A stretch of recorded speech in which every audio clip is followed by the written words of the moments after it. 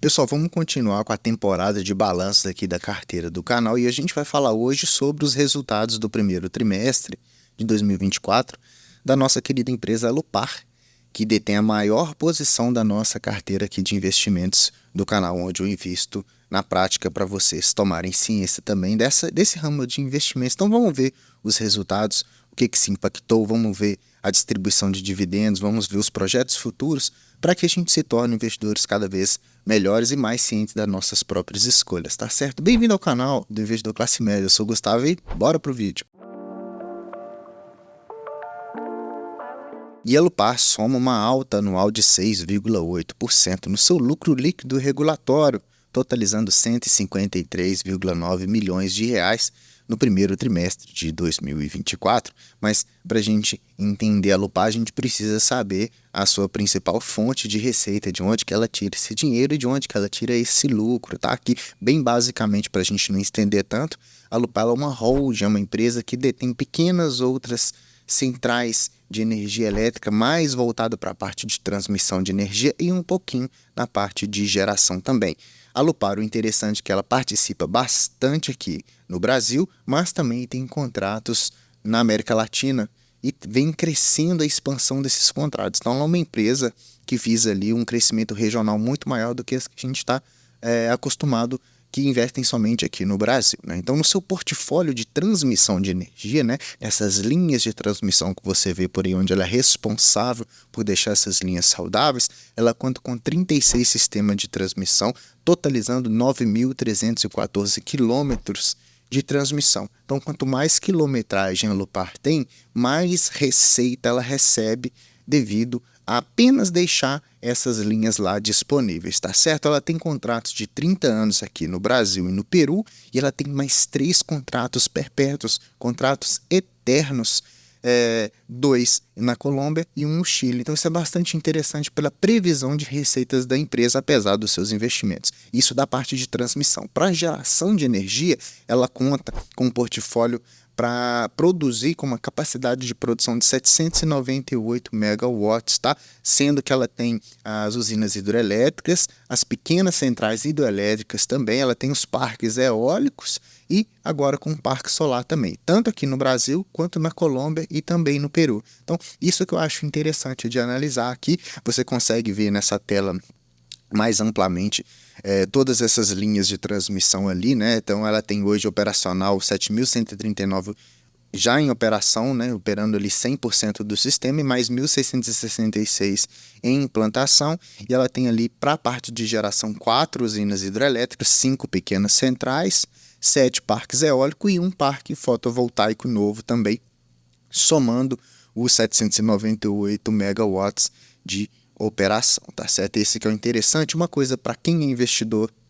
de Alupar ficar bastante atento é na questão dos contratos, tá? Além do número de contratos das concessões, a gente tem que ficar de olho em que tipo de contrato que é. Um contrato atrelado ao IGPM, é um contrato atrelado ao IPCA, é um contrato atrelado à PPI, tudo isso, a Alupar ela tem esse mix, essa bagagem mais mistas, não é só IGPM, não é só IPCA, então ela, com esse mix ela consegue minimizar os possíveis danos causados pela nossa alta de juros ou queda de juros, todos esses balanços de mercado a Alupar consegue ali se livrar facilmente, e a gente tem que entender também a duração desses contratos também, que é importante, né? Eu vou te explicar mais para frente e que isso faz parte dali da diminuição da receita ou do aumento dos lucros, tá? Aqui, passando para a parte de geração também, não é só em transmissão que tem esses contratos, na parte de geração também tem contratos tanto ligados ao IPCA quanto ligados ao IGPM também nas suas respectivas datas, cada um deles aí, tá? Então, assim, 90% dos contratos da Alupar estão indexados ao IPCA e 6% indexados ao IGPM. Então, para quem já tem empresas de energia que quer diversificar um pouquinho fora do IGPM, a Alupar tem a maior parte ali do capital. Se não me engano, se eu não estiver falando bobagem aqui, a Taesa também, que é uma transmissão, ela tem grande parte do seu contrato ligado à GPM. Então, talvez tendo as duas na carteira, você tem essa diversificação, lembrando que não é indicação de investimentos, tá? Além de todas essas linhas de transmissões novas, de geração, a empresa também que visa investir ainda mais, ela não está parada, então ela pretende ali até após 2024 ter essas 9.314 quilômetros de linhas de transmissão com as novas concessões e com os novos investimentos. Então, por isso que ainda, apesar de distribuir dividendos, a Alupar não é uma excelente pagadora de dividendos, por conta desses investimentos que ela ainda está fazendo, apesar desses contratos ali perpétuos, tá? A gente vai ver isso lá nos seus números. Quando a gente recebe aqui os números dos resultados consolidados regulatórios do primeiro trimestre de 2024, janeiro, fevereiro e março, a gente tem que o que de receita líquida da empresa? Basicamente em linha com o ano passado, tá? Aumento de 0,3% ali com 606,8 milhões de reais. Já a parte do lucro foi bastante positiva, aumentou-se 15,2% no resultado consolidado regulatório, tá? Então faturando ali 250 milhões frente a 217 milhões do ano passado, tá bom? O EBITDA também ali basicamente quase que em linha e a sua dívida líquida também segue de forma equalitária, apesar desses investimentos, tá bom? O que fez preço ali nas suas receitas, tá? Esses 606,8 milhões de reais ali, maior do que o ano passado, deu-se as possíveis, apesar de maior, houve alguns detalhes que a gente precisa entender aqui, tá? O primeiro detalhe foi uma redução do seu faturamento de alguns contratos, onde reduziu-se a RAP, a receita anual permitida, em 50%. Então, dos contratos que a gente tem aqui da transmissora STC, da Lumitrans e na transmissora ETS, queda de 50%, porque somou-se os 15 anos das primeiras partes de concessão. Então, quando a empresa pega um contrato longo, os primeiros anos, quando ela tem que investir ainda nesse contrato para produzir as linhas, ela acaba recebendo um pouco mais. Passou-se esses 15 anos, essa RAP cai, a receita anual permitida cai, por isso que a gente percebe uma queda nas suas receitas. Não no caso de Alupar aqui, porque ela conseguiu reverter isso de um outro jeito, né? Qual outro jeito? O aumento de 6,9 milhões no faturamento das outras transmissoras também. Por quê? Por conta dos reajustes, né, de 3,94 para os contratos indexados ao IPCA e 4,47 para os contratos atrelados ao IGPM. Então, essa é interessante de ter esse mix dos contratos, que você aproveita essa parte dali dos juros. Então, entender o que fez a receita, apesar de alguns contratos diminuírem a RAP em 50%, ela conseguiu esse reajuste de preço para que pelo menos ali a sua receita líquida ficasse equivalente ao que foi o ano passado, né? Isso por parte das receitas. Quando a gente já olha o lucro líquido, a gente soma 250 milhões ali, que é o que sobrou de tudo que a empresa produziu e vendeu, né? Então, foi um aumento de 15% comparado com o trimestre do ano passado, que foi só 217 milhões, tá? Então, o lucro foi impactado por alguns pontos também interessantes. Houve uma redução de 41 milhões no seu resultado financeiro, apesar de ter sido maior em comparado com o ano passado, tá? Então, só estou dando alguns detalhes que você precisa ficar ali atento, tá? Essa redução das despesas financeiras, a gente soma 29,8 milhões decorrente à redução do IPCA, tá? Então, com a queda da taxa de juros, isso aí diminui um pouquinho, e pela parte financeira, não na parte das receitas. Parte financeira é aquilo que ela tem em caixa ali rendendo e tudo, tá? Então, antes era 2,09, agora foi para 1,42 e 4,3 milhões a menos decorrente da queda do CDI também, que acompanha o IPCA, tá bom? Então, menos 2,62, que antes era 3,20, tá bom? 5,7 milhões devido também à mudança da taxa cambial para os ativos do exterior, né? Então, isso também faz preço nos resultados. Então, o que a gente tem aqui de Alupar é o seguinte: a gente tem que ela conseguiu equilibrar suas receitas, o tanto que recebe devido à diminuição de um contrato, mas também aumento da tarifa, né, aumento do reajuste de contrato das demais. Então, deu essa equilibrada. E na parte do lucro, lucrou mais do que o ano passado dessas receitas, porém poderia ter lucrado mais se estivéssemos num cenário igual em relação à taxa de juros do que foi o ano passado. Ficou claro até aqui? Se não tiver ficado claro, deixa no comentário que eu sempre respondo os comentários, tá bom? Vamos falar de dividendos, então. De dividendos, para o primeiro trimestre de 2023, teve um payout de 26,7%, agora ela pretendeu aumentar esse payout no primeiro trimestre de 2024 para 45,5%, né?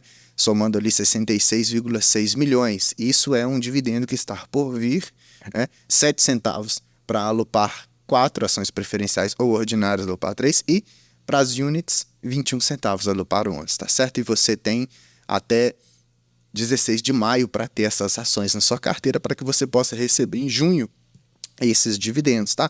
Isso é um aumento de 82% ali no seu payout, certo?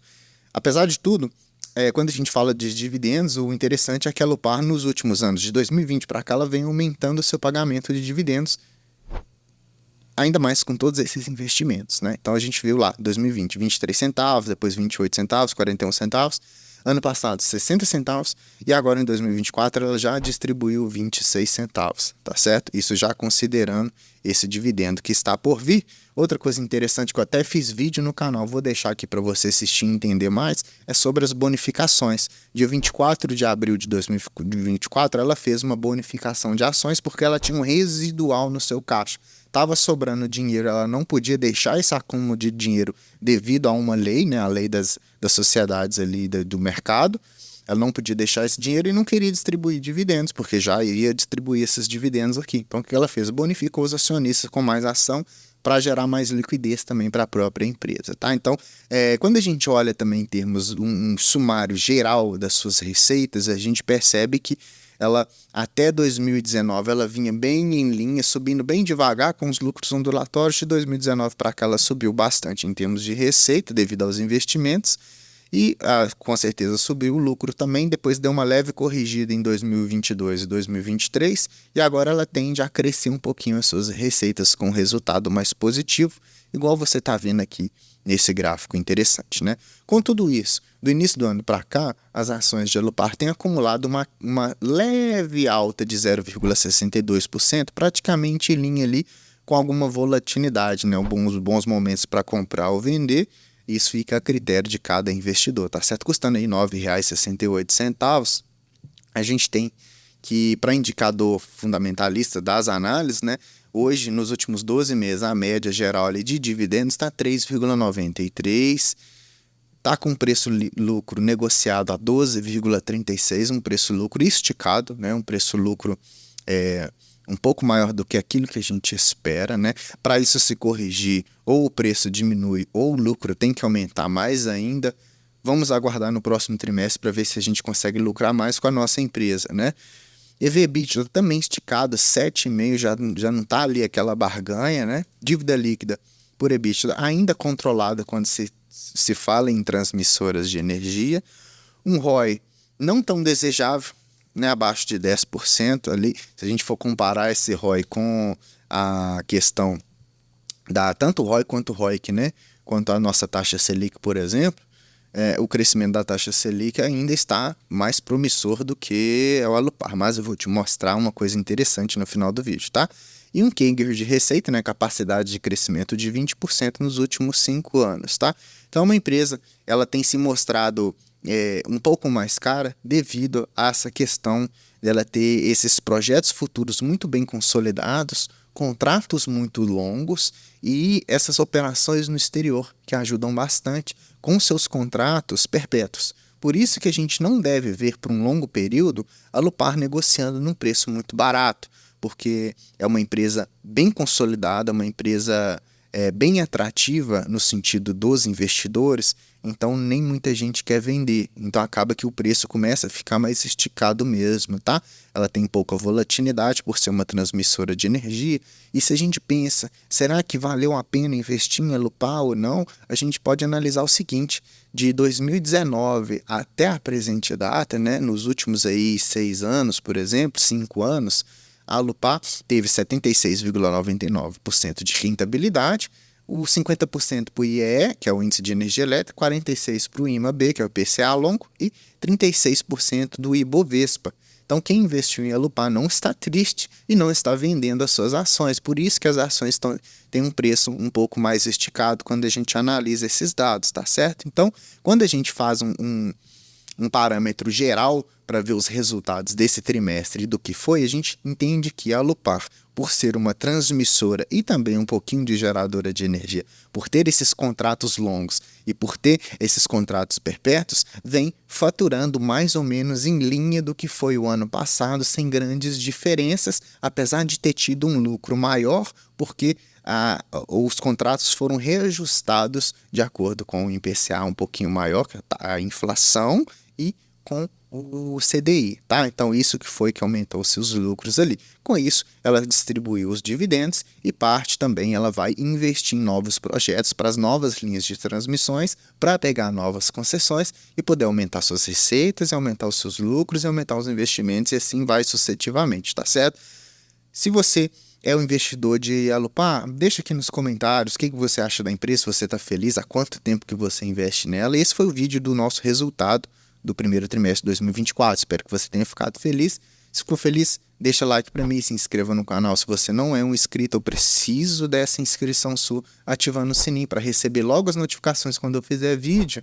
E deixa aqui sua dúvida, a sua sugestão para analisar uma outra empresa. Tem dúvida aí na sua carteira de investimento? Coloca aqui que a gente vai poder fazer um estudo mais interessante e trazer o canal para algo mais palpável para o dia a dia de você aí, investidor, tá certo?